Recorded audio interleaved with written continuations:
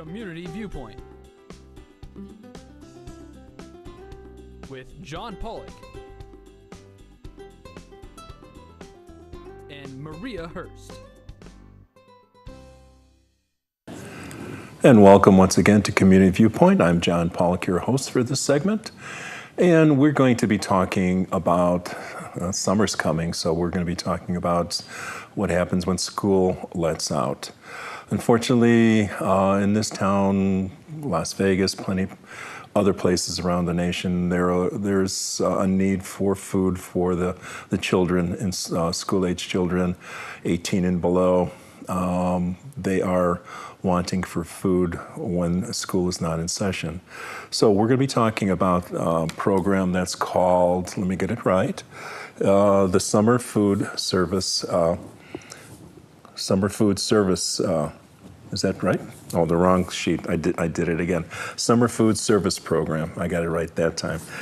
And whose hand that you saw there was Jodi Martinez, the Food Service Coordinator from the Nye County School District. Jodi is going to be telling us a little bit about what happens for the food service program, who is the recipients and the length and all the ins and outs of it and who gets serviced by it. So Jodi, if you want to let us know a little bit about the program. We just talked about this before we went on the air. How long has this been going on? Nye County School District has actually been a sponsor of the food service program, summer food service program, for about 13 to 15 years now. Okay, so this is something that's been going for a long Correct. time. And our schools here in Pahrump, we're the recipients of that also. Who else is part of it? The schools in Pahrump, yes, sir. And then we got Gabbs, Amargosa Valley, and who else was there? Beatty. And so what happens with these, the program, the recipients are all the school-age kids, or anybody that's 18 and below that's going through grade school, middle school, and high school, correct? Yes, sir, 18 and under. Okay, and when did you realize that the kids may be going hungry during the summer months? Well, we must have known that 15 years ago, right? Yeah, for me personally, I had it came to light to me when I was off during the summer.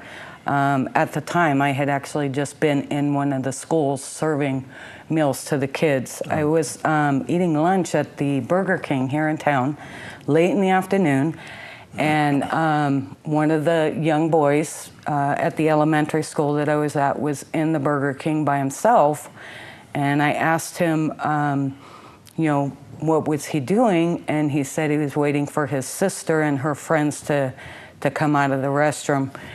I had actually, talked to him for a little bit and asked him, well, what have you been doing all day, blah, blah, blah. And he said that they had been over at the bowling alley all day long hanging out. And I asked him, well, have you guys eaten lunch yet? And he said, no, we don't have any money. Mm-hmm. So at that time, it really hit me, what this summer food service program, why we're out there, and what we're doing this for. And it's those children, those ones that parents, I guess, work or are not there to fix their children lunch during the day, breakfast, whatever. That's who we're trying to reach, is those kids. So this is going to kick in. Right now we have backpack program, which I'm part of.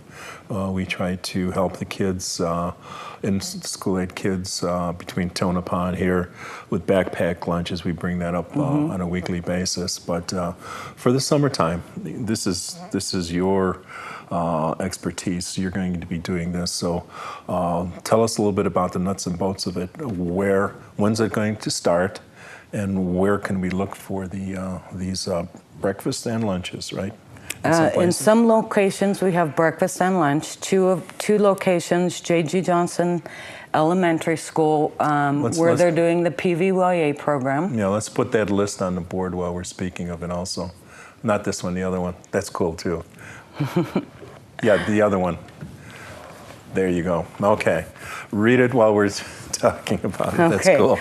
So At J.G. Johnson and at Rosemary Clark Middle School here in Pahrump, we do breakfast and lunch.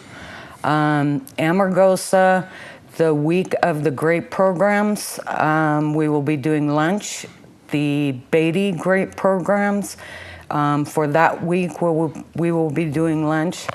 And new to us this year, Gabs, we will be doing all summer long, as well as the grape program there. And the great program that works with this Sheriff's Department? Yes, sir. Okay. That's a week-long program that they do and bring kids together and do team building and all kinds of activities for the kids. Pahrump Valley High School will be doing just the middle of the week, Tuesday, Wednesdays, and Thursdays, a lunch. And then the newest thing that we're actually starting, we've never done this before, this will be our first time, is a mobile feeding van. Mm-hmm. So we will actually go out, and we have 3 locations that we will be stopping at. One will be the Courtyard Apartments out on Dandelion in Pahrump, the Comstock Park, I don't know what you call it. It's near the gas station, the Shell gas station out there near Blagg. Yeah. So we'll be doing that in the play area in Comstock Park. Okay. And then Petrick Park, we're going to try and be right across from the swimming pool.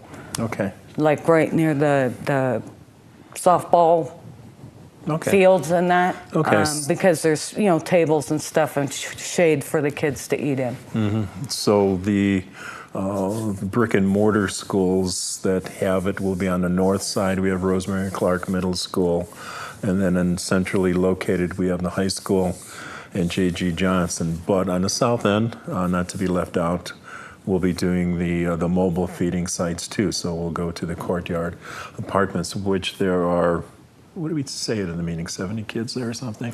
There's a whole slew I of think kids. there's like 53 to 56 or something like that children that are in that apartment complex. Yeah, so we have this initial list here. There may be some last minute changes in the list that you saw there also. But these will be available. I'll probably put one up at the courthouse. We'll have it at the library, the coalition, yes, sir. School district. These will all be around town. So if you're looking for these services, they will be available to you. And these will be all over the place. You want to put the flyer up there so we can see that cool flyer? So anyway, yeah. Summer food rocks. They're not giving rocks away for summer food, so that's kind of cool though. But it's catchy, and if you need to call for that, the phone number is there too. Thanks for putting that up there, Patrick. And you zeroed in on that thing. So for English, 866-3-HUNGRY, or in Spanish, well, it's Hambre. 8778 Hambre. Well, you could do the numbers, okay. There is a website, www.yhunger.org/findfood, free to all children 18 and under, or if you're disabled, 21 and under. So this is from the Nye County School District. Yes, sir. In which you are part of. You are the food service coordinator, Jodi. This hotline here, the hotline and the website is actually brought to us by the United States Department of Agriculture. So if you call that number, you would actually get a live person to tell you where in Pahrump or in Nevada you will find. This is a nationwide program that they've done. So if you call that number, you could find out where to get food anywhere in the whole nation, as well as the website. Okay, great. Let's go back to the big flyer up there that's very colorful. You'll see this one and probably the other one with the addresses and the dates on it. They'll be together when you see them. What we should do, we should put these back to back, print these out. So that's my idea. So there you go.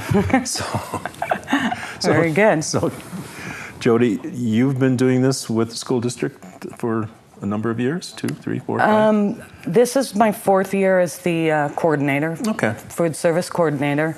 And the first year going into it, I had very little knowledge of the workings of the program. The second year, I got more involved and on and on. So the biggest thing to me that I was hearing from the public on the radio and in different places that there were all these children that needed this food in the summertime and that they had no way of getting it. Mm-hmm. But yet, we've been doing it. It was just never brought out to them, publicized the way I think it should have been. And as the years have gone by, in the last 4 for myself, I've been trying to get it more and more out there where they can go. Well, we'll do our best here. I'm sure Deanna will do a reader on it for the news as it gets closer to the time for the program too. So we'll do our best. I'm sure Karen Jackson will do her best on radio and our 2 newspapers here. Plus, we'll go out there ourselves and put these flyers and the posters up there for everybody to see. Awesome. So, any last words?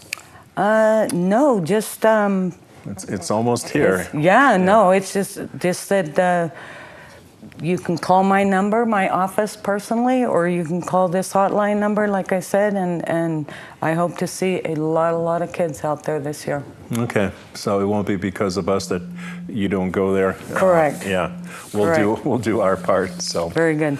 I want to thank you for watching us this program. This will be up on YouTube if you want to see it later on. Patrick will put it up to YouTube, so we'll be able to find it there also. And we're going to have a second segment. We're in our last minute. The second segment will be a repeat from last week. It was so good. It's going to be something different, so expect something different for a change. We'll be talking in the coming weeks about something called a stand down in Pahrump.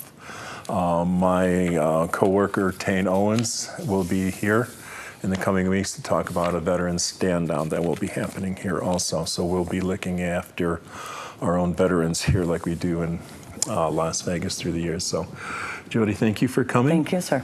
Thank you, Patrick, and thank you for watching, and we'll see you next week.